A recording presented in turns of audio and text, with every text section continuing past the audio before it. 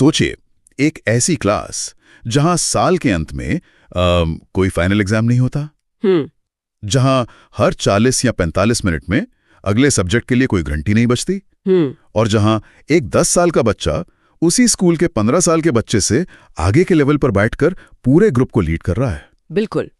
सुनने में किसी साईफाई दुनिया का स्कूल लगता है ना? एक ऐसी जगह जहां चुपचाप बैठकर सुनने को सीखना नहीं, बल्कि समय की बर्बादी माना जाता है। सही कहा। आमतौर पर शिक्षा या एजुकेशन के नाम पर हमारे दिमाग में एक बिल्कुल तैयार छवि आती है।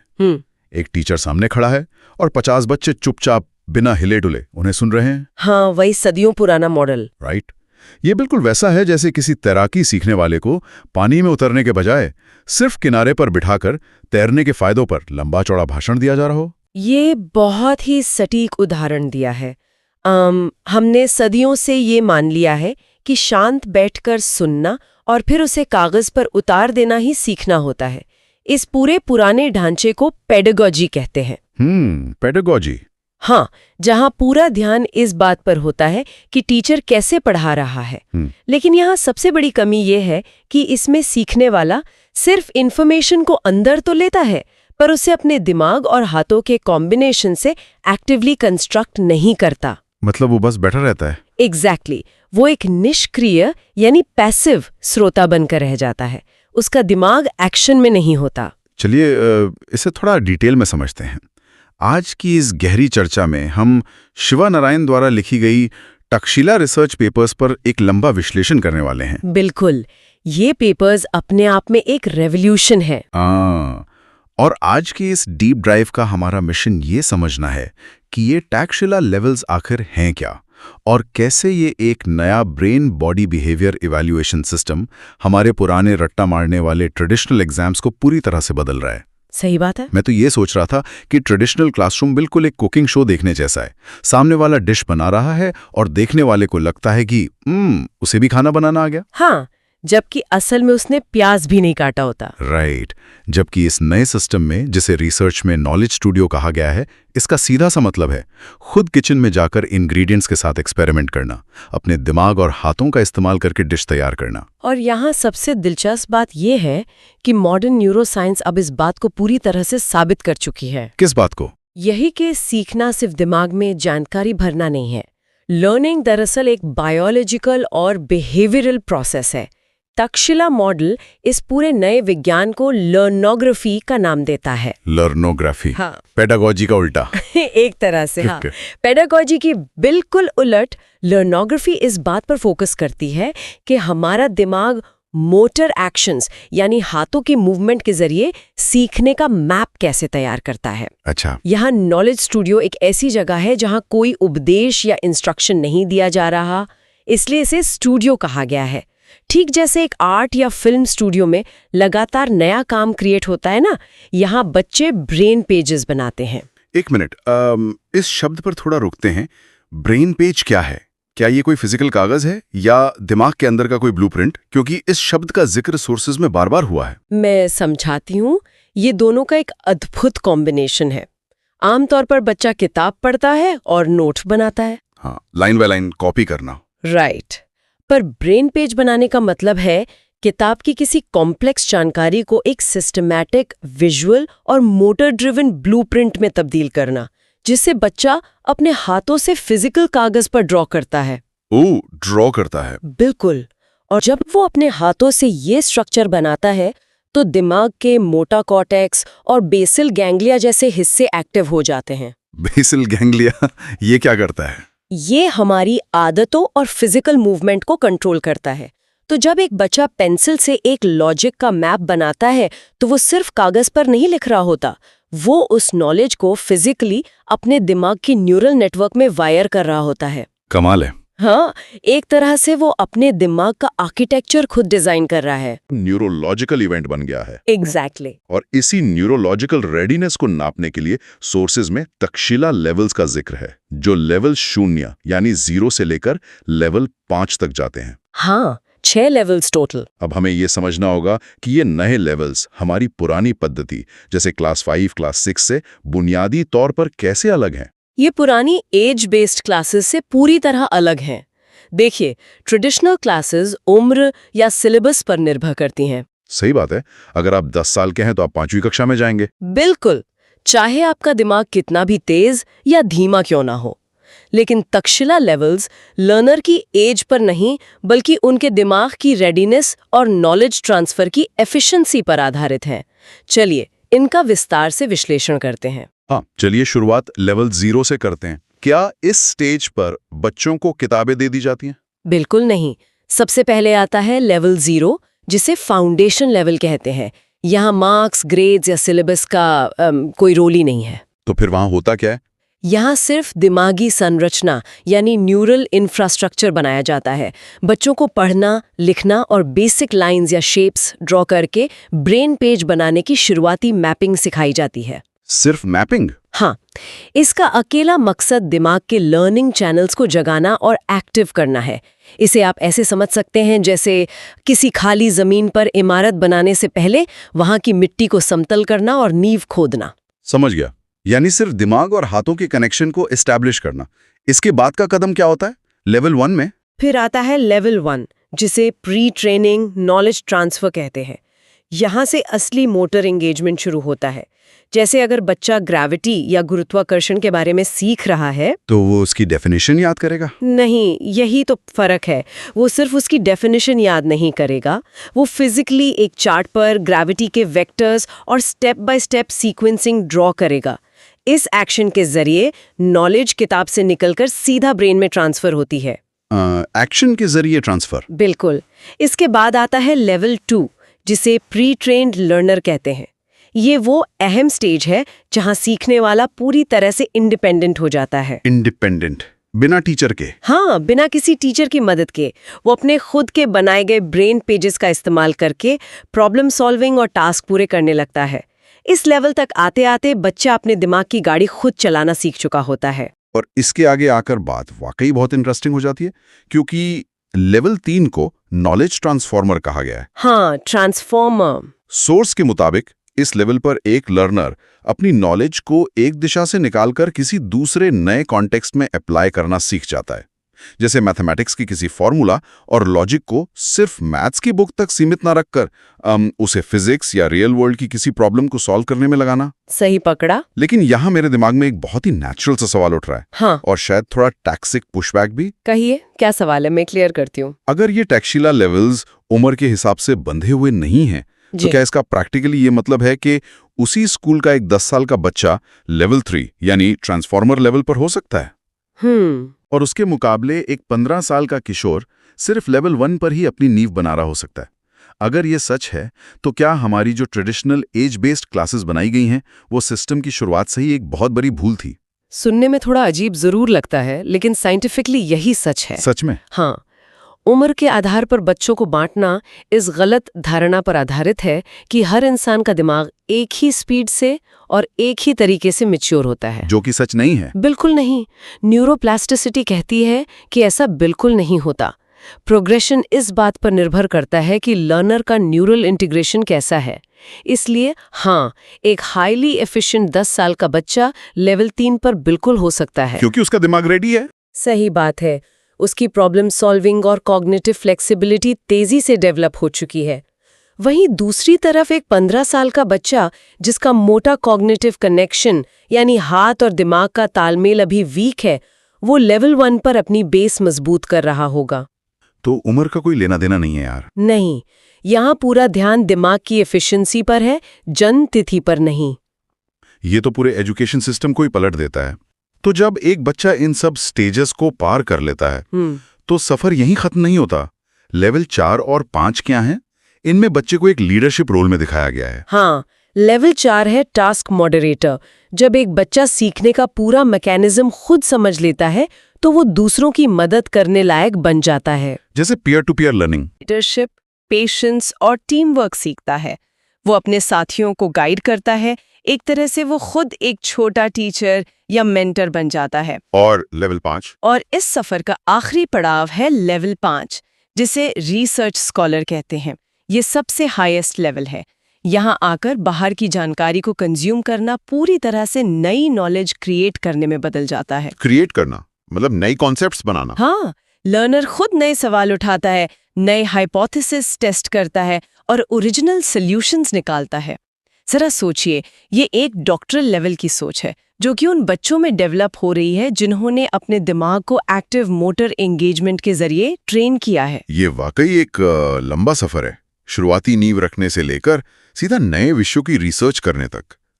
लेकिन थ्योरी से बाहर निकलकर अगर हम इसकी बुनियादी हकीकत को देखें। हाँ, प्रैक्टिकल साइड। राइट। एक आम क्लास में 50 के करीब बच्चे होते हैं। उन्हें इस तरह से पैरेलल एंगेज करना, जहां कोई लेवल 2 पर इंडिपेंडेंटली प्रॉब्लम सॉल्व कर रहा है और कोई लेवल 4 पर किसी को गाइड कर रहा है, ये फिजिकल रूप से मैनेज कैसे होता है? ये बहुत जरूरी सवाल है। सोर्सेज में इस आयोजन को 7x7+1 आर्किटेक्चर और OD1B मॉडल कहा गया है। एक आम इंसान के रूप में मैं इस डिजाइन को कैसे समझूं? ये आर्किटेक्चरल डिजाइन ही दरअसल इस पूरे टैक्सुला मॉडल की जान है। बिना इस फिजिकल आयोजन के ये सब सिर्फ एक अच्छी धारणा बनकर रह जाएगा। तो ये 7x7 क्या है? इसे 7x7+1 मॉडल कहते हैं। सोचिए एक नॉर्मल क्लास को, अब उसे 7 मिनिएचर स्कूल्स यानी 7 छोटे ऑटोनॉमस ग्रुप्स में बांट दीजिए। Okay, 7 groups. हर ग्रुप में 7 लर्नर्स होते हैं। 7 गुना 7 यानी टोटल 49 लर्नर्स की एक पूरी क्लास। ये 7 ग्रुप्स अलग अलग आइलैंड्स की तरह इंडिपेंडेंट काम करते हैं। 7 ग्रुप्स और हर ग्रुप में 7 बच्चे। लेकिन इसमें ये +1 क्या है? इसकी जरूरत क्यों पड़ती है? ये +1 दरअसल इस मॉडल का मास्टर स्ट्रोक है। ये +1 एक फेज सुपीरियर होता है। क्या वो कोई टीचर होता है? नहीं, ये कोई अडल्ट या बाहर का टीचर नहीं, बल्कि उन्हीं के बीच एक प्री ट्रेन्ड लर्नर लीडर होता है। ओह, एक बच्चा ही लीडर होता है? बिल्कुल। एक तरह से ये पूरी क्लास का चीफ एग्जीक्यूटिव ऑपरेटर होता है, जो इन 7 मिनिएचर स्कूल्स को बिना रुके स्मूथ तरीके से चलाता है। और ऐसा नहीं है कि एक ही बच्चा हमेशा बॉस रहेगा। अच्छा, रोल्स बदलते हैं? हाँ, इस मॉडल में रोल्स लगातार रोटेट होते हैं, हर 3 हफ्ते में। कभी कोई क्लास ऑपरेटर बन जाता है, कभी कोई सब्जेक्ट हेड। इसका क्या फायदा है? इसका मनोविज्ञान बहुत गहरा है। जब आप एक बच्चे को सिर्फ डेस्क पर बैठने की बजाय एक सीईओ जैसी जिम्मेदारी देते हैं, तो उसके दिमाग के एग्जीक्यूटिव फंक्शंस अचानक से तेजी से विकसित होने लगते हैं। और इन सब के बीच जो ट्रेडिशनल टीचर है, उसका रोल क्या रह जाता है? टीचर अब बिल्कुल भी प्लेटफॉर्म पर खड़ा होकर बोलने वाला व्यक्ति नहीं रह जाता। वो एक टास्क मॉडरेटर या क्लासरूम आर्किटेक्ट बन जाता है। तो वो पढ़ाता नहीं है? नहीं, उसका काम है सिर्फ इस पूरे प्रोसेस की निगरानी करना, जरूरत पड़ने पर गाइडेंस देना और एनवायरनमेंट को मेंटेन रखना। पर नॉलेज बनाने का असली काम बच्चे खुद इन 7 ग्रुप्स में कर रहे होते हैं। ये आर्किटेक्चरल सेटअप सुनकर दिमाग में एक बहुत क्लियर इमेज आती है। ये बिल्कुल कंप्यूटर के मल्टी कोर प्रोसेसर जैसा काम कर रहा है। अरे वाह, बिल्कुल सही एनालॉजी है ये। है ना? हमारा जो ट्रेडिशनल टीचर सिस्टम है वो एक सिंगल कोर प्रोसेसर की तरह है, जो एक वक्त पर एक ही कमांड दे रहा है और बाकी 50 बच्चे पैसिवली वेट कर रहे हैं कि कब उनकी बारी आएगी या कब पीरियड खत्म होगा। सही बात है। लेकिन इस 7x7+1 आर्किटेक्चर में 8 कोर यानी 7 ग्रुप्स और एक लीडर एक साथ पैरेलल प्रोसेसिंग कर रहे हैं। हर कोई एक्टिव है, कोई लिख रहा है, कोई ड्रॉ कर रहा है, कोई एक्सप्लेन कर रहा है। पैरेलल प्रोसेसिंग ही इस आर्किटेक्चर का कोर लॉजिक है। कोई भी रुका हुआ नहीं है। लेकिन सिर्फ ग्रुप्स बना देने से प्रोसेसिंग नहीं होती।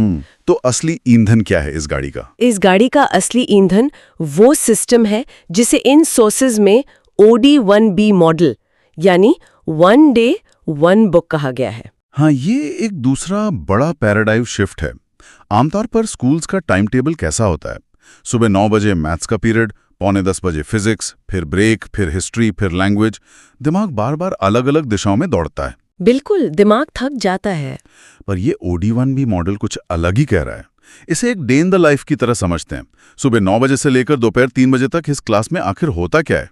ट्रेडिशनल पीरियड्स में क्या होता है? बच्चा अभी किसी नए मैथमेटिकल कॉन्सेप्ट की गहराई में उतरना शुरू ही करता है कि पौने घंटे बाद घंटी बज जाती है और फिर नई किताब निकालो। हाँ, अचानक उसे हिस्ट्री की तारीखों के बारे में सोचना पड़ता है। ये दिमाग के लिए बहुत थका देने वाला और फोकस तोड़ने वाला काम है। OD1B मॉडल का सीधा सा नियम है, एक दिन सिर्फ एक किताब या सब्जेक्ट। पूरा दिन एक ही सब्जेक्ट। बिल्कुल। अगर आज फिजिक्स का दिन है तो सुबह से शाम तक सिर्फ फिजिक्स ही चलेगी। इसे डेप्थ ओवर ब्रेथ कहते हैं। बच्चा सिर्फ ऊपर ऊपर से पढ़ने की बजाय गहराई में जाता है। तो वो दिन भर बोर नहीं होता? नहीं, क्योंकि अलग अलग फेजेस होते हैं। वो पहले डेफिनेशन समझता है, फिर कॉन्सेप्ट का फंक्शन देखता है, उसके बाद उस पर आधारित रियल वर्ल्ड प्रॉब्लम को सॉल्व करता है, और दिन के आखिर तक उस टॉपिक का एक पूरा मुकम्मल ब्रेन पेज खुद अपने हाथों से बना चुका होता है। ये तो काफी गहरा है। हाँ, ये उसकी surface level short term memory को हटाकर लॉन्ग टर्म डीप लर्निंग में बदल देता है। जब इस तरह की गहन पैरेलल प्रोसेसिंग हो रही है, जहां घंटियां नहीं बज रही हैं, साल के अंत में लंबे फाइनल एग्जाम्स नहीं हो रहे हैं, तो एक बुनियादी सवाल आता है। कैसा सवाल? मूल्यांकन यानी इवैल्यूएशन होता कैसे है? क्योंकि अगर मार्क्स नहीं दिए जाएंगे तो हम ये नापेंगे कैसे कि बच्चा एक्चुअल में तरक्की कर रहा है या पीछे छूट रहा है? एक प्रोग्रेस रिपोर्ट के बिना एजुकेशन सिस्टम काम कैसे करेगा? यहीं पर तक्षशिला मॉडल सीखने और नापने दोनों को एक साथ जोड़ देता है। इवैल्यूएशन किसी एक हफ्ते के लंबे फाइनल एग्जाम में नहीं होता, बल्कि हर रोज, हर दिन और हर घंटे होता है। हर रोज? हाँ, यहीं पर आते हैं हमारे ब्रेन, बॉडी और बिहेवियर KPIs यानी की परफॉर्मेंस इंडिकेटर्स। ओके, इसको थोड़ा ब्रेक डाउन करते हैं। जरूर। जब एक लर्नर OD1B मॉडल के तहत अपना दिन बिता रहा होता है, तो वो 6 अलग अलग फेजेस से गुजरता है। पहला, इनपुट यानी किताब से जानकारी लेना। दूसरा, मैपिंग यानी उसका स्ट्रक्चर दिमाग और कागज पर उतारना। तीसरा, मोटर यानी टास्क को फिजिकल रूप से एग्जीक्यूट करना। चौथा, एप्लीकेशन यानी उस नॉलेज से प्रॉब्लम सॉल्व करना। पांचवा, एक्सप्रेशन, जहां वो खड़े होकर दूसरों को सिखाता है, जिसे टीच मी फेज कहते हैं। और आखिर में रिफ्लेक्शन यानी खुद की कमियों को पहचानना। तो उसका मतलब हर दिन इन 6 फेजेस का एक लाइव स्कोर कार्ड बन रहा है। लेकिन यहां नंबर नहीं जोड़ रहे हैं, बल्कि बच्चे के बिहेवियरल और फिजिकल एक्शंस रिकॉर्ड हो रहे हैं। सही पकड़ा आपने। चलिए, इसका एक हाइपोथेटिकल उदाहरण लेते हैं। मान लीजिए मंगलवार की दोपहर है और टीचर क्लास के अंदर घूम रहा है। वो एक्चुअल में अपने नोटपैड पर या दिमाग में इन KPIs को कैसे मेजर कर रहा है? बहुत खूब। इस उदाहरण को ऐसे देखते हैं। मंगलवार दोपहर का वक्त है। टीचर देख रहा है कि ब्रेन KPI कैसा चल रहा है, यानी बच्चे ने जो ब्रेन पेज बनाया है उसमें लॉजिकल सीक्वेंस कितना क्लियर है। ओके, ये ब्रेन हो गया। फिर वो बॉडी KPI देखेगा, यानी जब बच्चा ड्रॉ कर रहा है तो उसके हाथों की स्टेबिलिटी, पेंसिल की ग्रिप और प्रिसीजन कैसी है, क्या उसके मोटर स्किल्स उसके विचारों का साथ दे रहे हैं। ओ, फिजिकल मूवमेंट को भी नापना। बिल्कुल। और तीसरा और सबसे महत्वपूर्ण है बिहेवियर KPI। टीचर नोटिस करेगा कि जब बच्चा प्रॉब्लम में अटका तो क्या उसने जल्दी हार मान ली या लगातार कोशिश की, परसिस्टेंस दिखाई। राइट। क्या उसने अपने ग्रुप के दूसरे मेंबर को सिखाने में कॉन्फिडेंस और पेशेंस दिखाया।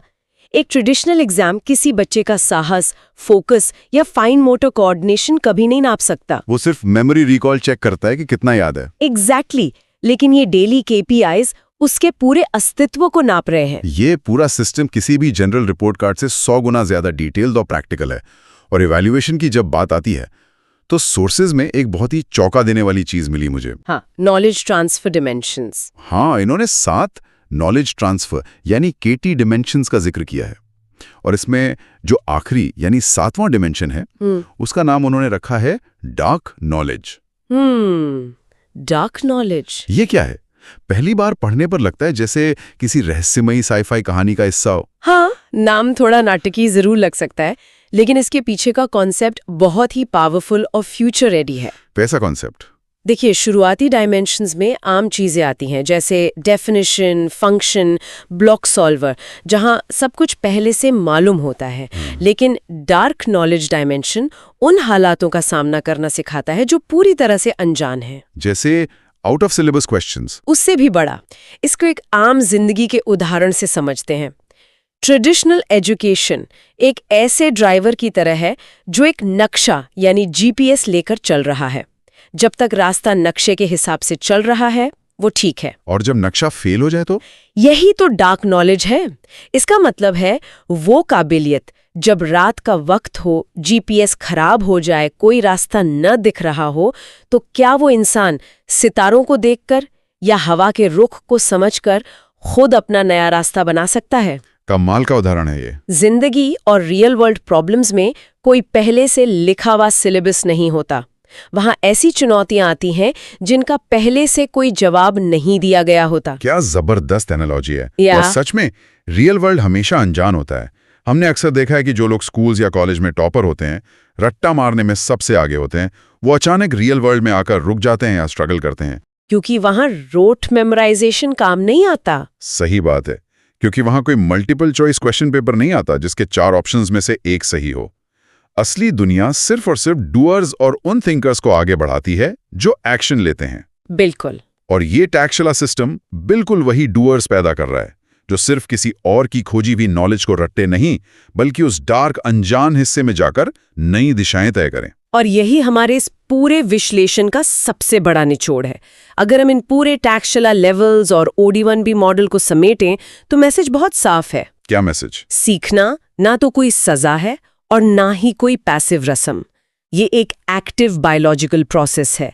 दुनिया अब उस दौर की तरफ बढ़ रही है जहां स्कूलिंग अब पीछे छूट जाएगी और स्कॉलरशिप आगे आएगी। स्कूलिंग वर्सेस स्कॉलरशिप, बढ़िया शब्द हैं। अब इंडस्ट्री या दुनिया को इस बात से कोई फर्क नहीं पड़ता कि किसी इंसान को कितने फैक्ट्स और तारीखें याद हैं। कंप्यूटर को सब याद है। हाँ, AI और गूगल के जमाने में फैक्ट्स कौन याद रखता है? एग्जैक्टली। फर्क इस बात से पड़ता है कि आप अपने हाथ और दिमाग का इस्तेमाल करके उस नॉलेज को कैसे अप्लाई और ट्रांसफॉर्म कर सकते हैं। लेवल 0 की नींव से लेकर लेवल 5 के रिसर्च स्कॉलर तक का ये सफर उसी नए दौर का एक मुकम्मल रोड मैप है। एक पैसिव श्रोता से लेकर एक एक्टिव क्रिएटर बनने तक का सफर। आज इस गहन चर्चा से हमने ये तो समझ लिया कि हमारा दिमाग फंडामेंटली एक्शन, मूवमेंट और खुद अपने हाथों से चीजों को बनाने के लिए ही डिजाइन हुआ है। बिल्कुल, मोटर कॉग्निशन। हाँ, मोटर कॉग्निशन ही इंसान के सीखने का असली और सबसे ताकतवर इंजन है। लेकिन इस पूरी चर्चा के बाद एक आखिरी और बहुत ही दिलचस्प ख्याल दिमाग में आ रहा है। बताइए, क्या ख्याल है? हमने आज समझा कि बच्चों के दिमाग को एक्टिव रखने के लिए फिजिकल मूवमेंट, पैरेलल प्रोसेसिंग और दिन भर चलने वाले प्रैक्टिकल एक्शंस की जरूरत होती है। हाँ, ये तो है। तो जरा सोचा जा सकता है, क्या हमारे आज के मॉडर्न कॉर्पोरेट ऑफिसेज और वर्क स्पेसेस, जहां लोग दिन के 8 या 9 घंटे लगातार एक चेयर पर बैठकर स्क्रीन घूरते हैं और लंबी निष्क्रिय मीटिंग्स अटेंड करते हैं। ओह, मैं समझ रही हूँ आप कहाँ जा रहे हैं। है ना? क्या वो हमारी अपनी इंसानी बायोलॉजी के बिल्कुल खिलाफ काम नहीं कर रहे हैं? ये किसी के भी सोचने का नजरिया बदल देने वाला ख्याल है। वाकई में, अगर क्लासरूम्स में पैसिव बैठना बच्चों के दिमाग की क्षमता और क्रिएटिविटी को मार रहा है, तो ये पक्का है कि हमारे कॉर्पोरेट दफ्तरों में दिन भर पैसिव बैठना अडल्ट्स की प्रोडक्टिविटी और इनोवेशन को भी वही नुकसान पहुंचा रहा होगा। पढ़ रही हैं, जहां दिमाग और हाथ एक साथ पैरेलल काम करें, तो क्या वक्त नहीं आ गया कि उन पुराने धब्बों पर चलने वाले दफ्तरों और वर्क स्पेसेस में भी इस लर्नोग्राफी का एवोल्यूशन लाया जाए? बिल्कुल जरूरत है इसकी। शायद हमारे काम करने की जगह भी इस वक्त उन्हीं सदियों पुराने बोर करने वाले क्लासरूम्स की तरह चल रही हैं, जिन्हें इस ज्ञानपीठ स्टाइल ट्रांसफॉर्मेशन की सबसे ज्यादा जरूरत है। इस बात पर सबको जोर देना चाहिए। खैर, इस डीप डाइव में आज के लिए इतना ही। अगली चर्चा के लिए फिर मिलेंगे, इस उम्मीद के साथ कि हम सब भी किसी डार्क नॉलेज वाले रास्ते पर एक नया रोशन रास्ता खुद ढूंढने निकलेंगे।